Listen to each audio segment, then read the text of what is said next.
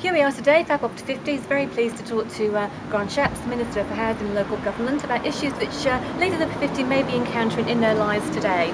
So first of all, Mr Shapps, thank you very much for meeting us. That's a pleasure. I thought one of the things that many of our ladies find themselves in the position of being is very much that sandwich generation, where they're caught between children not able to buy their own homes or perhaps even seek employment, who are leaving the home as late as the age of 37.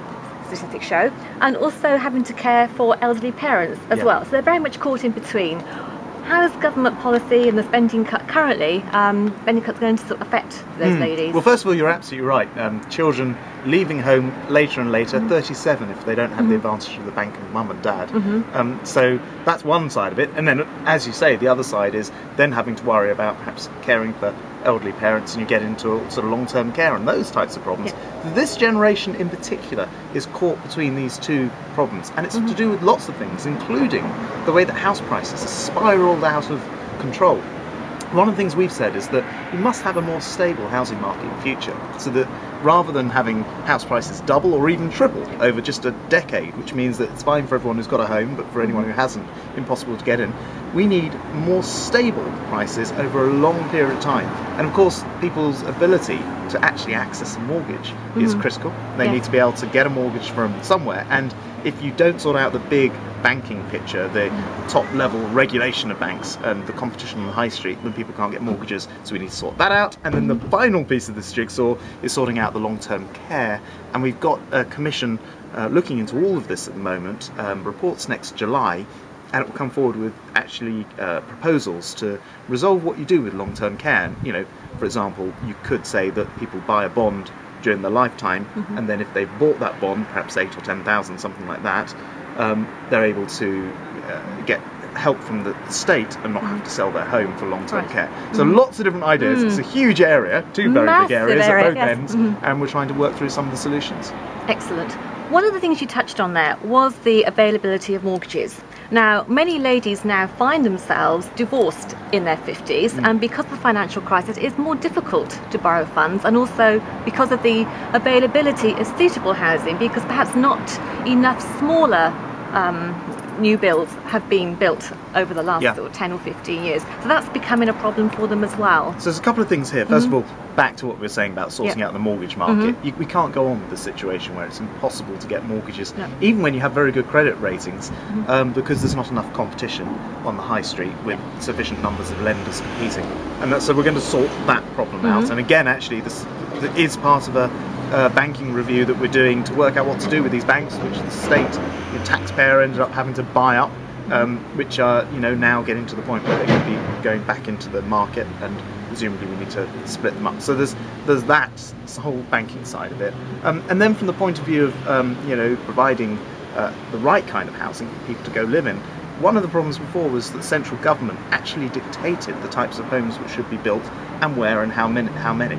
So one of the things I've done as housing minister is release local areas from all of those responsibilities, and instead said, you should build the kind of homes in your area that there's actually demand for. And then that way we can have homes for people at different stages in their lives, different situations, perhaps, as you say, the divorced 50-something woman who actually needs a particular, or wants a particular kind of property, actually very hard to find at the moment, but by allowing the market to dictate what's built, we'll get the right kind of things built.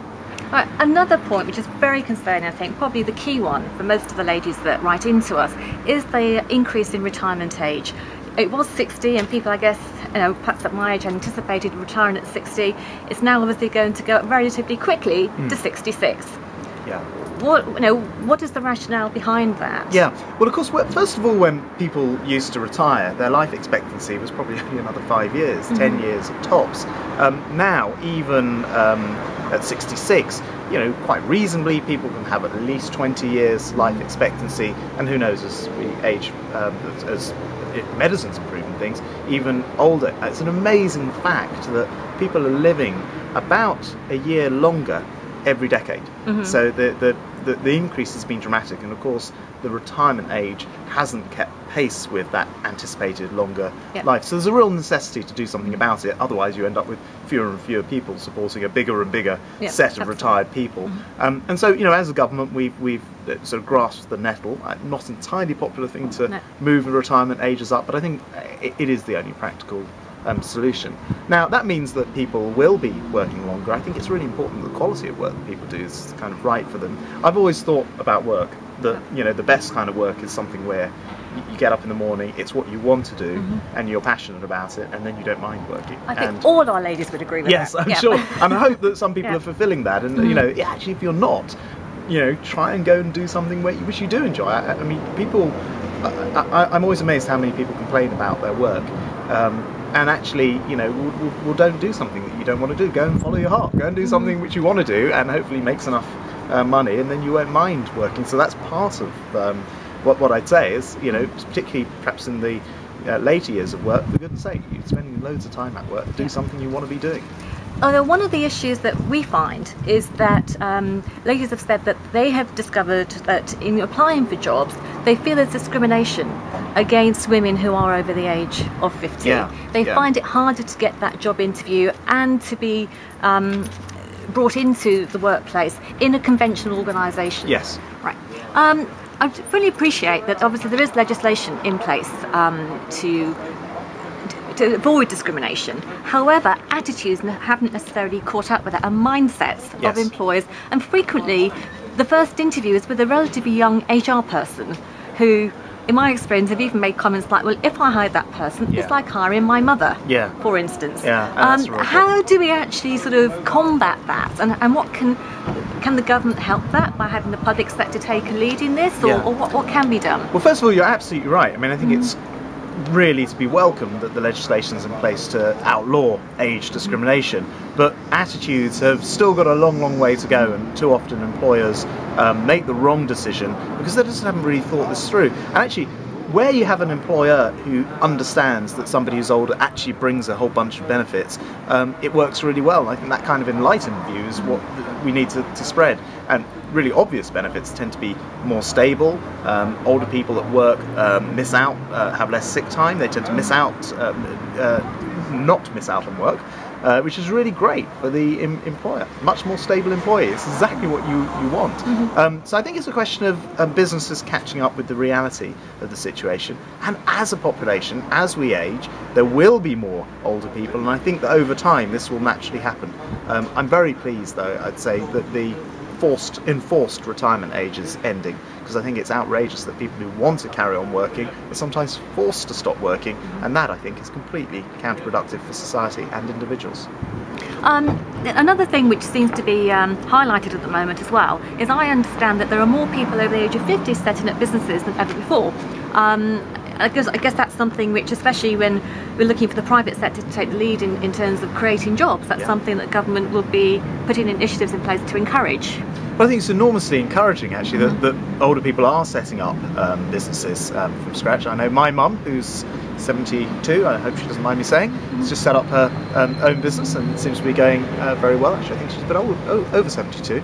It's going very well, and there's, of course, you can bring a lifetime's experience to it. And the other thing which is really encouraging about that is that those businesses set up by older people, perhaps over 50, are actually more successful on average than those set up by younger people. Again, bringing their life's experience to the job. So lots of good reasons for doing that, very much to be encouraged. And I've actually recently said that people in social housing should be encouraged and helped to set up businesses as well, because, and this may apply to some of your users and your viewers, but if you're in a social house, there's been a presumption that you can't set up a business from home. Of course, nowadays, online, lots of people setting up businesses, eBay and all the rest of it. I don't think there's any reason why that shouldn't be done from home, and we're changing the rules to make sure that it's clear that the presumption is that you can set up businesses from home, and I hope they're very successful. Thank you very much.